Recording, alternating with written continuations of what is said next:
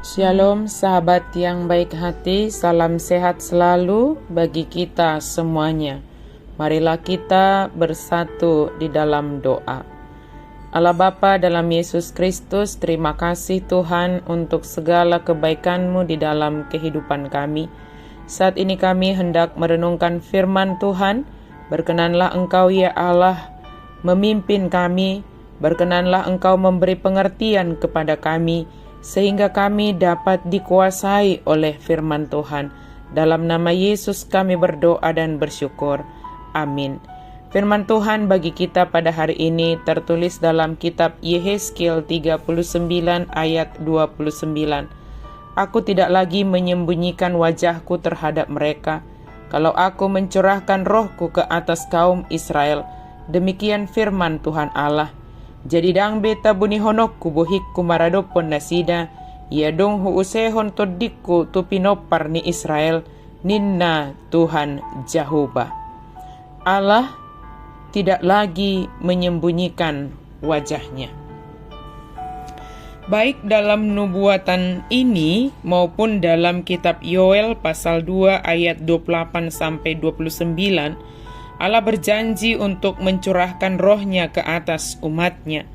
Gereja mula-mula percaya bahwa hal ini mulai atau digenapi pada hari Pentakosta ketika Roh Kudus datang untuk tinggal dalam diri semua orang.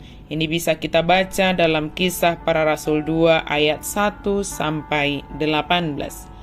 Sahabat yang dikasihi Tuhan, Allah adalah sumber kehidupan kita. Energi adalah bahan yang dibutuhkan untuk dapat mengaktifkan atau menjadikan benda tertentu untuk berfungsi dengan semestinya. Misalnya seperti baterai menghasilkan energi untuk membuat alat elektronik kita, seperti gadget kita, bahkan kendaraan bermotor kita dapat berfungsi dengan baik. Hal itu berarti bahwa segala sesuatu yang bergerak di dunia ini maupun segala sesuatu yang hidup di dunia ini dapat berfungsi oleh karena adanya sumber energi. Nas Alkitab hari ini, ayat renungan kita, merupakan nubuatan yang diserukan oleh Nabi Yehezkiel tentang pemulihan yang akan dilakukan oleh Tuhan terhadap umatnya. Setelah umat Israel mengalami hukuman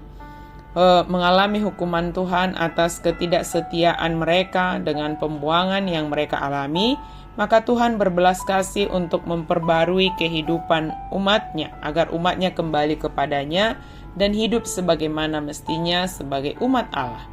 Tanpa pemulihan itu dinyatakan melalui pencurahan roh Allah atas kehidupan umat pilihannya, Allah telah menampakkan wajahnya atas mereka supaya mereka beroleh pimpinan dan tuntunannya. Apa yang dilakukan oleh Tuhan semata-mata sebagai wujud kasih-Nya untuk memberikan pengajaran bagi umat Israel bahwa kesetiaan Tuhan kekal sampai selama-lamanya. Firman Tuhan ayat renungan kita hari ini mengingatkan kita akan apa yang telah kita lakukan.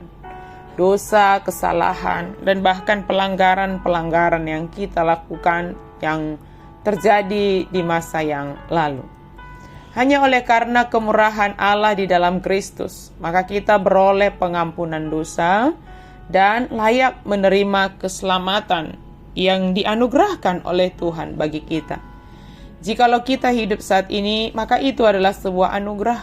Di dalam Yesus kita telah menerima kembali roh Allah itu, Roh Kudus itu, untuk menjadi penuntun kita, untuk menjadi membimbing kita, mengarahkan hidup kita. Karena itu di dalam diri kita sudah ada sumber energi itu, sumber daya itu, yang positif untuk menjadikan hidup kita berfungsi dan bermanfaat sebagaimana mestinya sesuai dengan rencana Tuhan. Roh Kudus yang dicurahkan Tuhan bagi kita menguatkan kita, membimbing kita, menuntun kita dalam melakukan apapun yang mau kita lakukan. Maka biarlah hidup kita dikuasai oleh Roh Kudus itu, sehingga Roh Kudus itu memakai kehidupan kita sebagai alatnya, menunjukkan buah sebagaimana yang Allah harapkan. Jika Allah mengharapkan kita menjadi garam, menjadi terang dunia, walaupun kita kecil, apa yang kita lakukan itu sederhana, tapi kalau itu adalah karena dorongan kuasa Roh Kudus, maka itu akan menjadi berkat bagi orang lain. Bagaimanakah kita mengimani bahwa Tuhan adalah sumber kehidupan kita? Percayalah, Allah sumber kekuatan kita. Dia sumber terang kita. Dia tidak akan menyembunyikan wajahnya dari kita, tetapi Dia selalu menghadapkan wajahnya kepada kita, serta memberikan damai sejahtera kepada kita masing-masing. Dia menghadapkan wajahnya, artinya Dia memimpin, Dia menuntun, Dia memperhatikan, Dia menyertai kita. Kemanapun kita melangkah, kita tidak bisa bersembunyi dari hadapan Tuhan. Dalam hidup yang sukar maupun dalam hidup yang bersukacita, bagaimana kita menjalaninya? Dengan mengimani bahwa wajah Tuhan senantiasa menghadap kepada kita, sehingga apapun kesulitan kita, Tuhan merasakannya, Tuhan melihatnya, dan Dia menuntun kita, Dia memelihara kita, Dia memberikan hikmat bagi kita. Bagaimana kita menghadapi segalanya? Sahabat yang baik hati, marilah kita menyerahkan segala kekhawatiran kita kepada Tuhan. Dia memberikan rohnya bagi kita, berkuasa atas hati dan pikiran kita. Dia memulihkan dan menolong serta memberkati kita dalam menjalani kehidupan ini. Sebab Dia adalah sumber kehidupan kita, maka senantiasalah terhubung kepada Sang sumber kehidupan itu. Amin. Mari kita berdoa. Terima kasih Tuhan, karena Engkau tidak menyembunyikan wajah-Mu terhadap kami, tetapi Engkau menghadapkan wajah-Mu kepada kami, dan Engkau mencurahkan roh-Mu atas kami Tuhan. Terima kasih ya Tuhan.